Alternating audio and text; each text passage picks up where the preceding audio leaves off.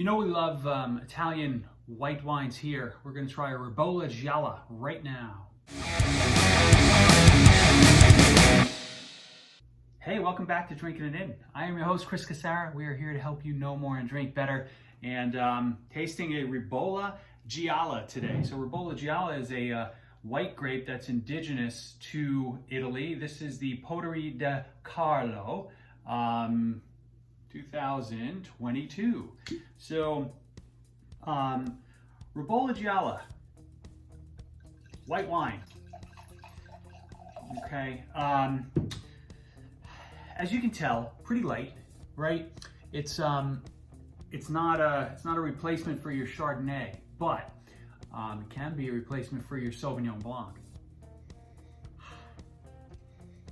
Typically, they are citrusy. They have a little apple. There's some herbal qualities to it, mostly like thyme, and they're high acid.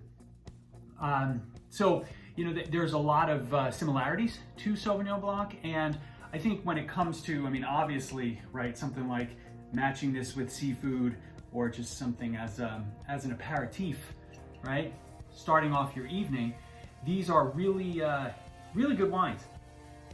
I've only had like 4 or 5 of these in my life, like in terms of tasting this. So I bought this one figuring I'd devote a little more time to it. And this is pretty.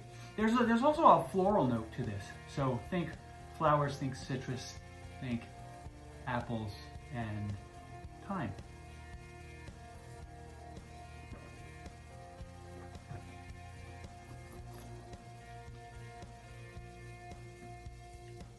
There's a pretty nice weight to this one. It's not too light where it just disappears. It sticks around on your palate for a few seconds, which is nice.